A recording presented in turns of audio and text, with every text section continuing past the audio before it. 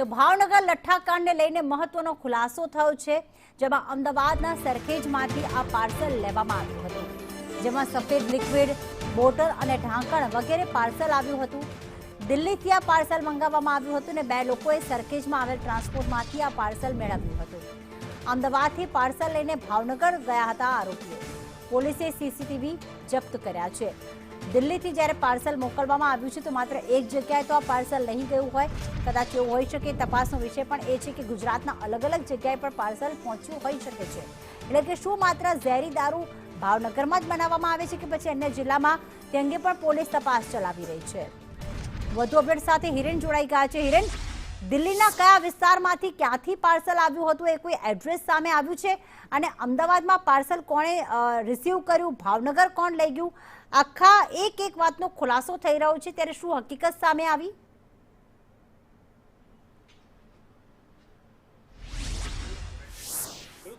તો આ આખો જે વિષય છે એની અંદર દિલ્હીથી જે પાર્સલ આવ્યું હતું એમાં વ્હાઇટ લિક્વિડ આવ્યું હતું અને મિથેનોલ, કે જે લિક્વિડમાં આ દારૂમાં સૌથી ઘાતક અને નશાકારક છે એ મિથેનોલ અહીંયાથી આવ્યું હતું અને એ વસ્તુ જે છે એના કારણે, મિથેનોલના કારણે આ મૃત્યુ થયું છે। 37% કરતાં પણ વધુ મિથેનોલનું પ્રમાણ એની અંદર મળી આવ્યું છે। જે તપાસની અંદર અત્યાર સુધી સામે આવ્યું છે એમાં આ પાર્સલ દિલ્હીથી આવ્યું હતું, જો કે દિલ્હીથી કોણે મોકલ્યું હતું એ હજી સુધી એસએમસી એટલે કે સ્ટેટ મોનિટરિંગ સેલ છે એ આખા કેસમાં તપાસ છે તે કરી રહી છે। આ ઉપરાંત બે લોકો, રહીશ અને અન્ય એક માણસ, આ બંને લોકો છે એ અહીંયાથી પાર્સલ મેળવ્યું હતું અને જે ડૉક્ટર કે જે અહીંયા દારૂ બનાવવા માટે અહીંયા આવ્યો હતો ઉજ્જૈનથી, એણે દારૂ બનાવ્યા પછી પોતે પણ દારૂ છે એનું સેવન કર્યું હતું અને એનું ડેથ થયું હતું ડૉક્ટરનું। અને આ જ જગ્યાએથી ગુજરાત ટ્રાન્સપોર્ટ જે આવેલું છે એણે અહીંયાથી આ સામાન છે તે મેળવ્યો હતો અને એ સામાનના કારણે નવો એટલે કે જે દારૂ છે આ લોકોએ બનાવ્યો હતો અને એ ઝેરી દારૂ થવાના કારણે તેનું મોત થયું છે। બે લોકો અહીંયા સામાન છે તે લેવા માટે આવ્યા હતા અને તે પ્રકારની ડિટેલ છે તે અત્યારે પ્રાઇમરી મળી રહી છે। જે દ્રશ્યો દેખાય છે એ સરખેજ પોલીસ છે, એ સરખેજ પોલીસ પણ અત્યારે તપાસ માટે અહીંયા પહોંચેલી છે અને જે પાર્સલ આવ્યું હતું તો ક્યાંથી આવ્યું હતું, કોના દ્વારા મોકલવામાં આવ્યું હતું, એના ઓનર કોણ છે, આ તમામ બાબતો છે તે અત્યારે અહીંયા તપાસ કરવામાં આવી રહી છે। બીજી બાજુ જોઈએ તો જે રહીશ છે એ સૌથી મોટો મુખ્ય સૂત્રધાર આની અંદર ગણવામાં આવે છે અને એફઆઈઆરની અંદર પણ રહીશનું નામ છે એ પહેલા નંબરે છે અને આ રહીશ મૂળ ઉજ્જૈનનો છે। અહીંયાથી આ ઘટના બન્યા પછી રહીશ પણ ઉજ્જૈન ભાગ્યો હતો, જો કે એસએમસીએ ગઈકાલે રાત્રે જ એને ઉજ્જૈનથી દબોચી લીધો છે અને તેને ભાવનગર લાવવામાં આવી રહ્યો છે।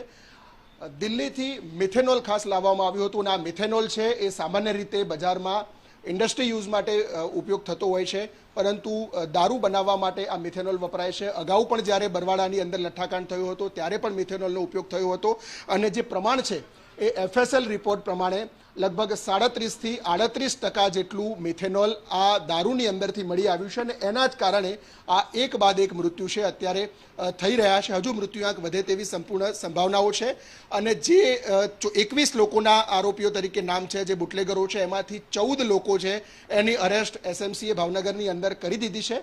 અહીંયાથી પણ નિવેદનો લેવામાં આવ્યા છે, સીસીટીવી ફૂટેજ લેવામાં આવ્યા છે, એટલે આખી જે લિંક છે દિલ્હીથી લઈ અને ભાવનગર સુધીની એ લિંક એક કરવા માટે પોલીસ તપાસ કરી રહી છે। ખુદ નાયબ મુખ્યમંત્રી હર્ષ સંઘવીએ પણ દિલ્હીથી પરત આવતા જ્યારે રાત્રે અમદાવાદ એરપોર્ટ પર બેઠક કરી હતી ત્યારે પણ ડીજીપી અને એસએમસીના વડાને સૂચના આપી હતી કે મારે આ પ્રકારની કોઈ લિંક પોલીસ સાથેની અને બુટલેગરોની ન જોઈએ અને એ માટે આ તપાસ કદાચ એસએમસીને સોંપવામાં આવી છે લોકલ પોલીસના બદલે। ભાવનગર એસપીની પણ ભૂલ એ સામે આવી છે કે ભાવનગર એસપીએ આવડો મોટો ઘટનાક્રમ થયા પછી ન જીને ઇન્ફોર્મ કર્યું હતું, ન તો ડીજી ઓફિસમાં ઇન્ફોર્મ કરવામાં આવ્યું હતું અને ડીજી ઓફિસમાં ઇન્ફોર્મ થયા પછી આ ઘટના છે એની ગંભીરતા સમજવામાં આવી છે। એટલે ભાવનગર એસપી પાસે પણ આ અંગે ખુલાસો માંગવામાં આવ્યા હોવાનું સૂત્રો પાસેથી માહિતી મળી રહી છે। બિલકુલ, આભાર હિરેન તમામ વિગતો માટે।